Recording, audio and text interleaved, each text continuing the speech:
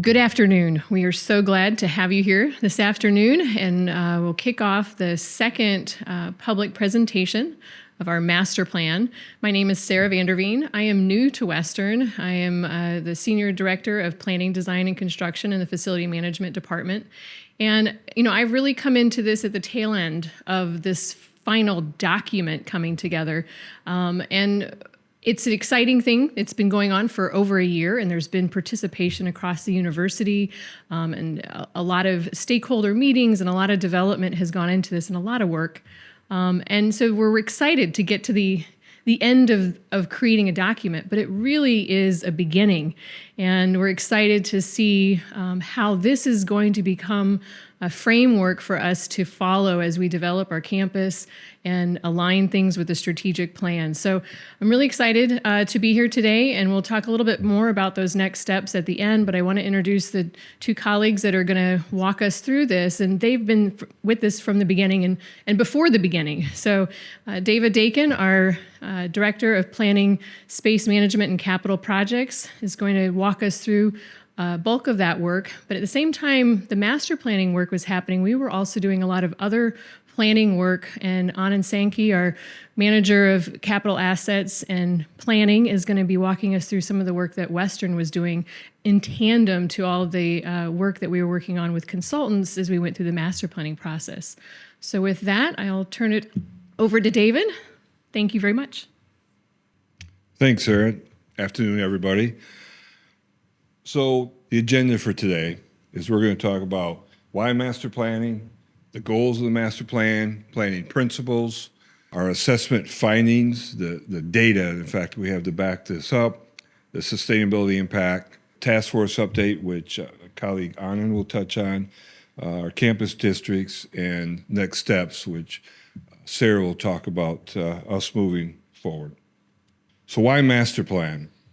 If you're not aware, this is our first comprehensive master planning process that we've done over the last year since 2000, so 25 years.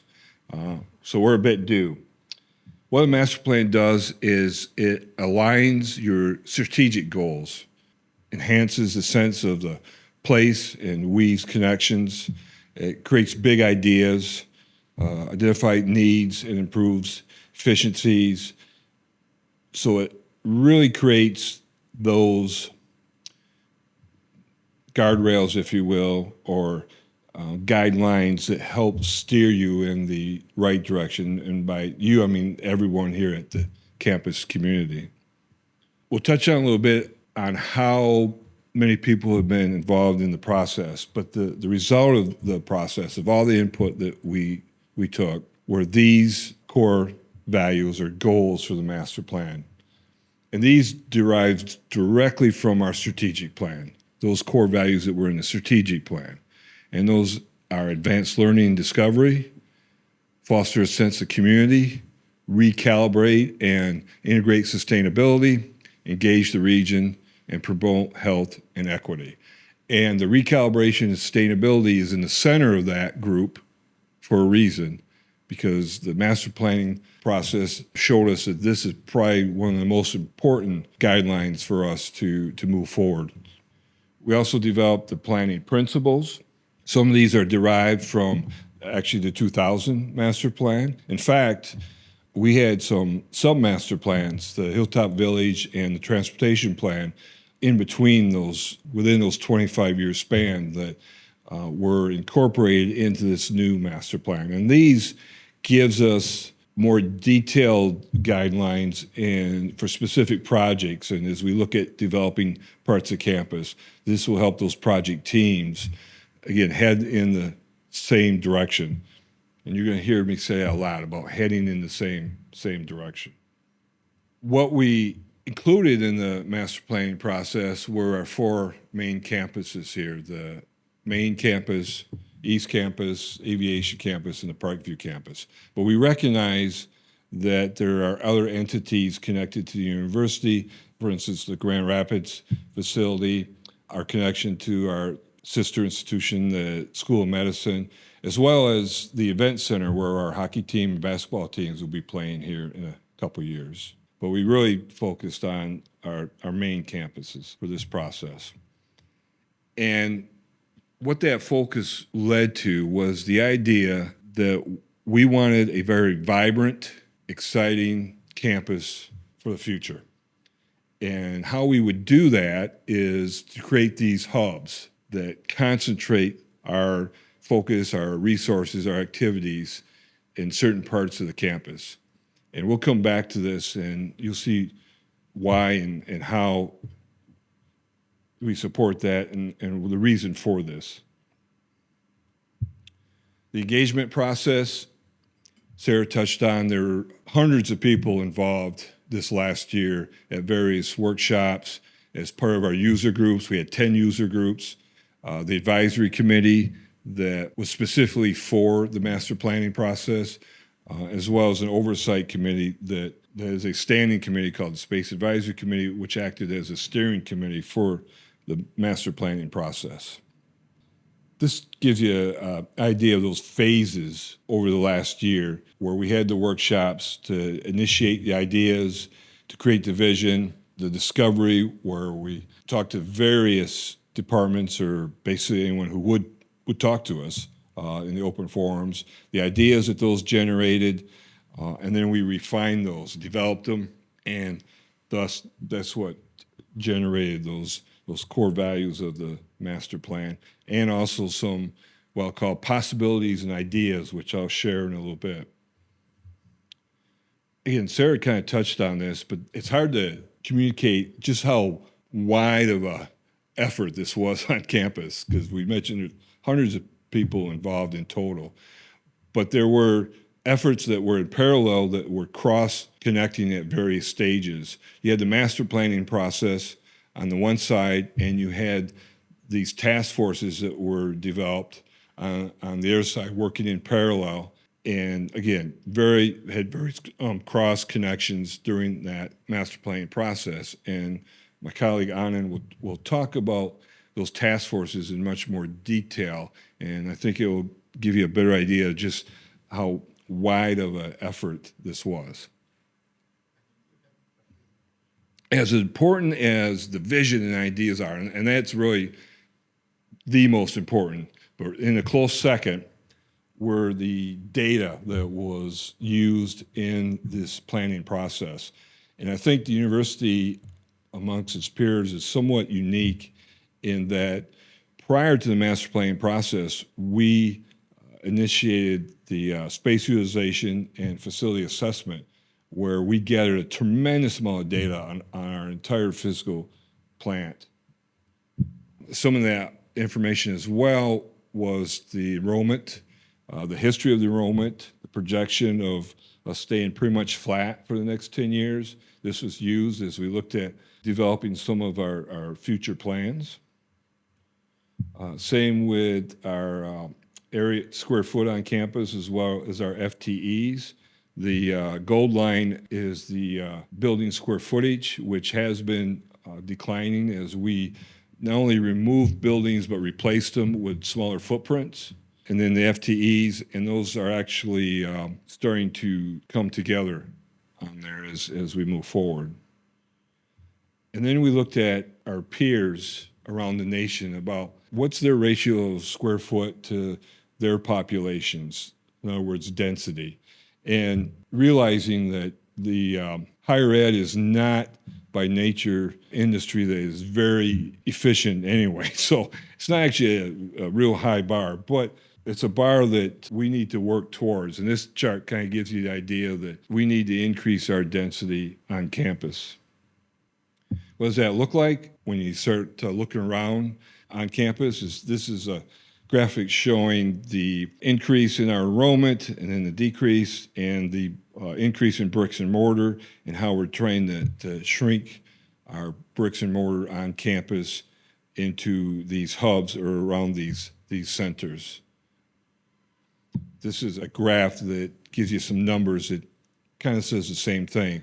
Is we're looking at 6.5 million square foot, which is actually down probably in the last decade from 8 million square foot. The ultimate goal is 5.3 million, somewhere thereabout. These numbers are certainly not exact. They're targets. But what this also tells you is that it's not just about eliminating square footage. It is about renewing that square footage, replacing that square footage with new. So you're adding, but you're taking away. And some examples, this building's a great example of, they replaced the Bernhardt Center. This is about 100,000 square feet smaller than the Bernhardt Center. So we got a new student center, much more compact, much more efficient, and certainly much more vibrant.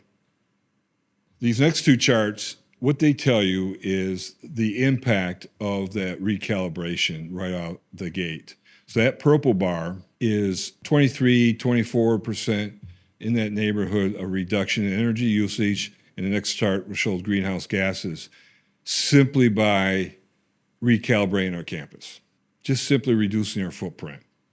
And it goes to that saying, the most sustainable square foot is that which you don't have to build and or maintain.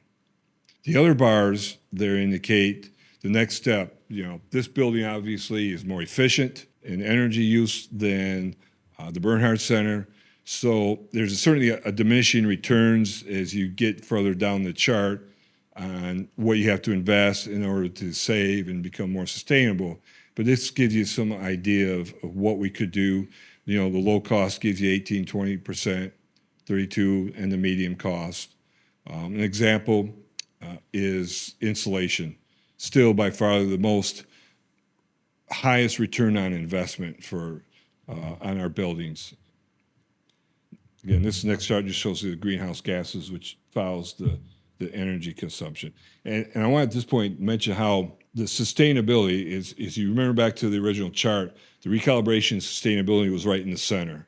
And that's very much weaved through this whole master plan is to make the university much more vibrant and very much more sustainable. Okay, so now we're to the chart where I won't bore you with repeating my what I said before, so I'll just turn it over to Anand and he can take it from here. Thank you, David. Before I take you through the various task forces, we need to recap how we got here with the various task forces. So back in the fall of 2022, the university entered into partnership with a company called Sightline/Guardian. The intent of that partnership was threefold. One was to do a space utilization on teaching spaces. How effectively were we using teaching spaces across campus? The second part was to review our assets within each building and figure out exactly what our renewal cost and needs are going to be. And the third component was benchmarking. Benchmarking in the areas of student enrollment trends, how much were we reinvesting into our buildings, what's our energy use against our peers. In 2023, Sightline was on campus for about a year, and they completed those three tasks. As a result of their findings, the leadership of the university decided to create a few task forces in order to move forward with some of the data that we had that we needed to make some adjustments in the direction we were going with on campus.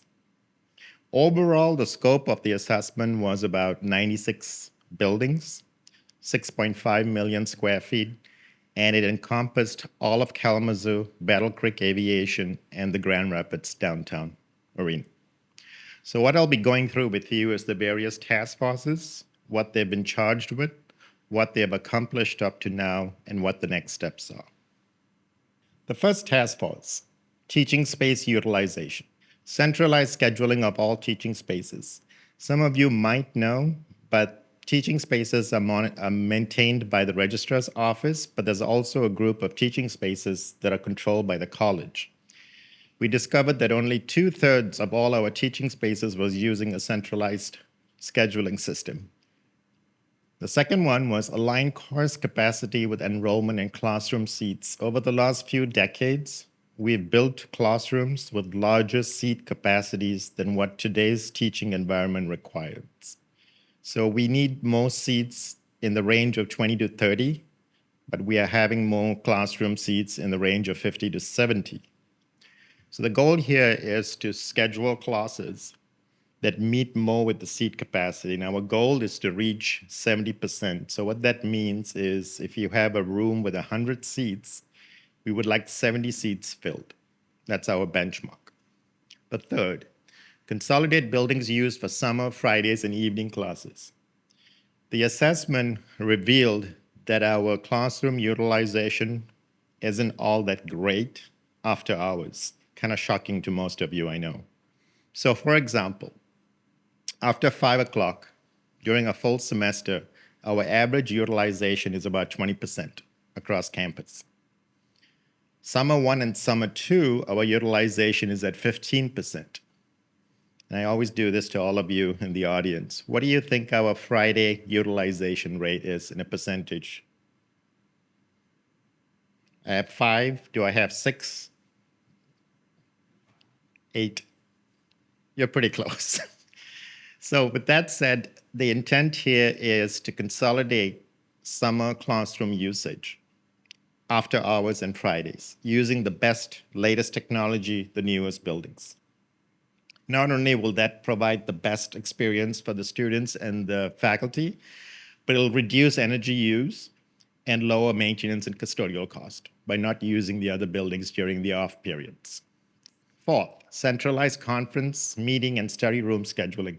This actually came about from students who actually went up to Dr. Montgomery and said, we need more collaborative spaces on campus. How do we access? How do we know where they are? So one of the initiatives is for us to centralize the ability to provide that locations to all the students where they can go online and schedule rooms as they need it. The intent here is to use 25 Live scheduling system since it's already available and the registrar maintains it. So with that said, the accomplishments, we've centralized all classroom, whether it's department controlled or whether it's registrar controlled. We have also aligned cost capacity with enrollment and classroom seats. What's next basically is trying to consolidate the summer, Fridays, and after 5 building usage and identify where all the rooms are and get it into the centralized scheduling system. Task Force B, space optimization to maximize strategic investment. Develop guidelines to assess campus buildings for decommissioning and significant renovations. This is part of the approach that David was talking about, which was recalibrating campus. Beyond the assessment that Sideline did, we went a step further with Task Force B by walking 24 buildings last summer, equaling about 2.4 million square feet. And not only did we walk the space, we actually interacted with the occupants of the space. We also looked at the adaptability of changing and reconfiguring a space for today's climate. And all those spaces were rated. We will continue with that initiative come this spring to continue with the rest of the buildings on campus and rate them. Perform site visits per guidelines and rubric scoring, as I mentioned earlier. Provide recommendations to leadership regarding annual state capital outlay request. Now, state capital outlay request has been going on for years. 2 most notable recent capital outlays where we got funding was the aviation building in Battle Creek and most recently Dunbar Hall. So this task force will be putting their recommendations on what we should be moving forward with seeking funding from the state on an annual basis. What have we accomplished so far? Completed guidelines and rubric scoring method, very much in line with the strategic plan and the guiding principles of the master plan. Perform on-site visits at 24 buildings, like I said, 2.4 million square feet. We will continue with on-site visits, develop a process for more transparency and accountability for state capital outlay request, and also expand on the 5-year capital outlay plan, which is a strategic plan. Every 5 years, the state requires us to develop a plan. Task Force C, David might have mentioned that as of last week, the Board of Trustees did approve the master plan. So it is our intent to use the master plan as a guiding principle to move forward with all these various task forces and ongoing planning for campus. I'm going to skip on this task force. Task Force D, space management software implementation. Purchase software as a system of record for space planning budget model, which is also known as the SRM budget model, and research spaces. What happened here is we never really had a software to manage our spaces on campus. We have approximately 14,000 spaces on campus. And while we were looking at a software package and talking about space planning, the SRM budget model and committee said they would like a software package that can track space claim on campus. Simultaneously, in that conversation, research, mainly focusing on organized research, said they would like a software too. So we found a software package that does all three things. And that software package was purchased and is currently in implementation stage. Utilize software surveys for campus annual audits. One of the things that some of us do well and some don't is that we gather all this information, we don't have an avenue to refresh it on an ongoing basis.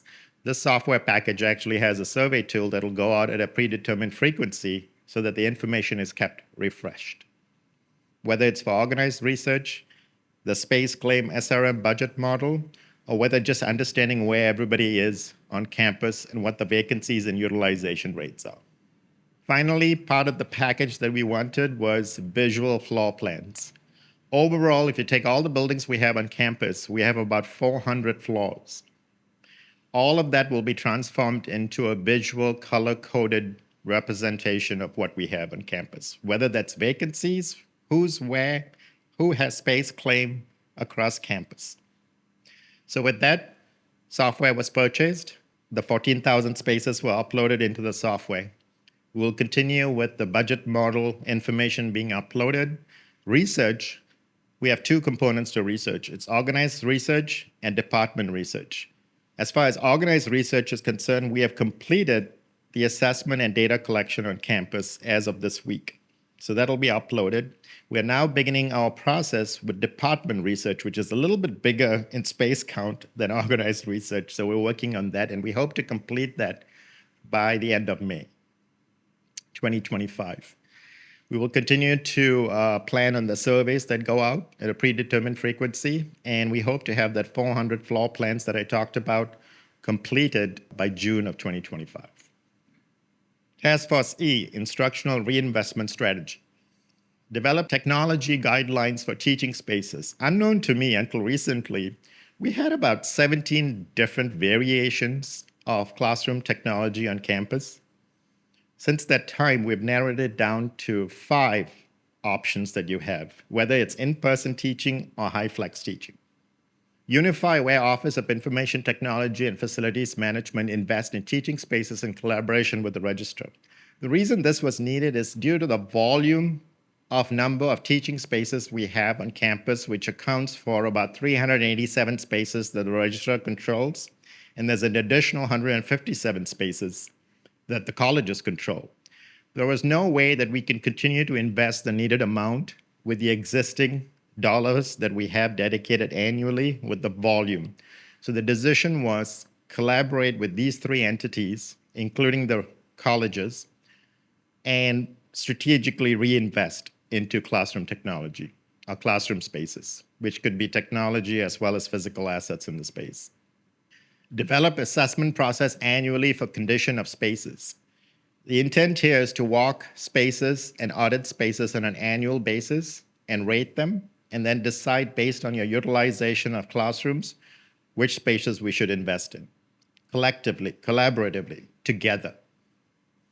Provide renovation replacement schedules, planned updates, timelines, and rationale. The task force decided that this should be public information, and it'll be posted on the web on which spaces we're going to be investing in the upcoming summer or the upcoming season. What have they accomplished? They have narrowed down the guidelines to 5 options for teaching spaces. They have finalized the annual space condition assessment between OIT and FM. It was completed last year, but they will be doing it annually in the summer.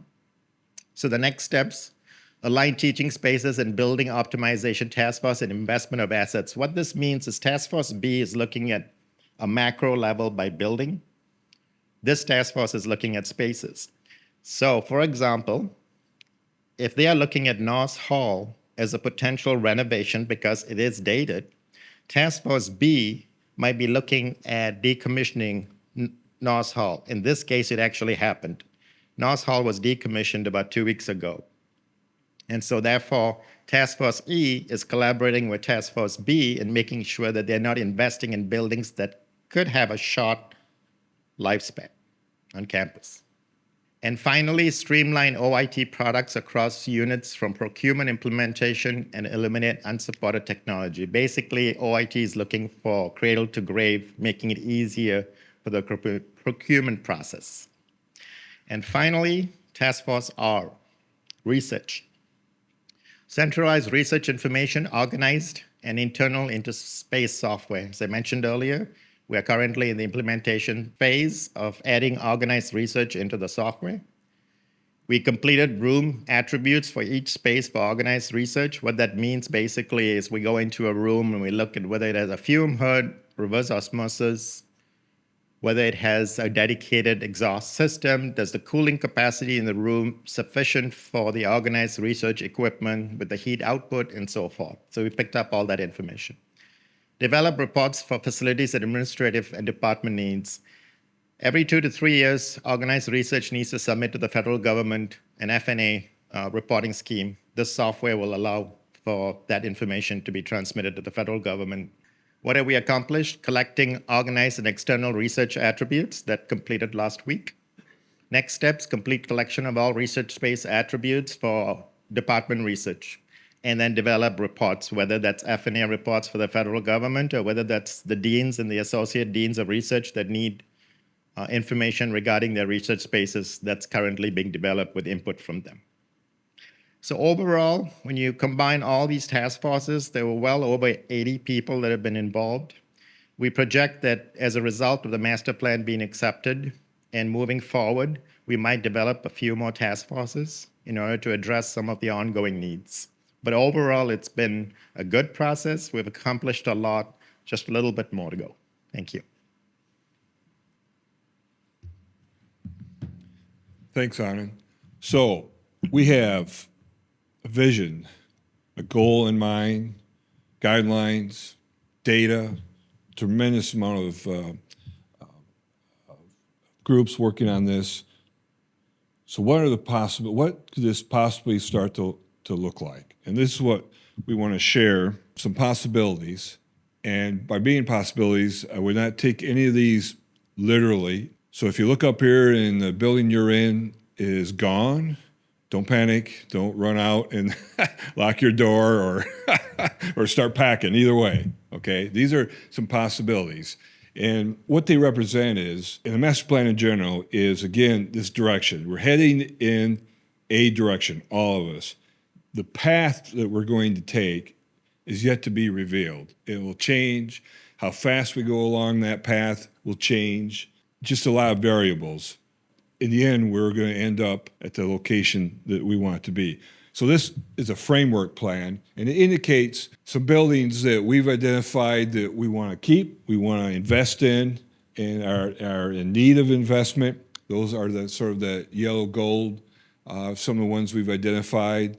The red are some possible buildings that could go in. If you remember that chart back there where we were talking about a certain amount of demolition, certain amount of new construction, certain amount of renovation, this is a graphic that shows that as well in a campus plan. Some of the purple buildings, these could be partnerships with outside folks that are helping our students with internships and et cetera, just by having a presence on campus to help some of those synergies. Districts, this is basically an organizational tool the master planning process is using that relates to that map you've seen earlier, and we'll see again about the hubs. The idea is you look at parts of campus that have certain features, certain programs, and what can you focus on, what can you enhance, provide resources for to make those vibrant areas on different parts of the campus. And this is just an aerial view of campus as it looks now with a few of those buildings added in to, again, kind of give you a sense of how the build out and reduction could transpire. And again, this is, you saw this earlier. So this is our end goal here, are these vibrant centers or hubs within these districts that we concentrate that density to create that vibrancy and to have that sustainable campus, be good stewards of our resources. What we recognize also is that the threads, the connections between these hubs will be important, how we treat those, how people move through those from hub to hub. But the idea is this is a visual representation of that end goal. And these are just some of the categories that go along with that end goal that we've already talked about: the various demolitions, new buildings, renovations, partnerships with other entities in and around campus. Future possibilities and opportunities here. The red buildings, again, you see our potential new buildings. The yellow or gold are existing buildings to be renovated. One such image is top A there. That's with the Student Rec Center at your back. With the current project that will go underway this summer, the pedestrian green space and the new gateway. And the building in the background is just a potential possible building that would, in the Bernhard Center site, that would help define that pedestrian green space and create that new space for our future. The B is you're standing between Sangren and the new Student Center, looking back down the other way.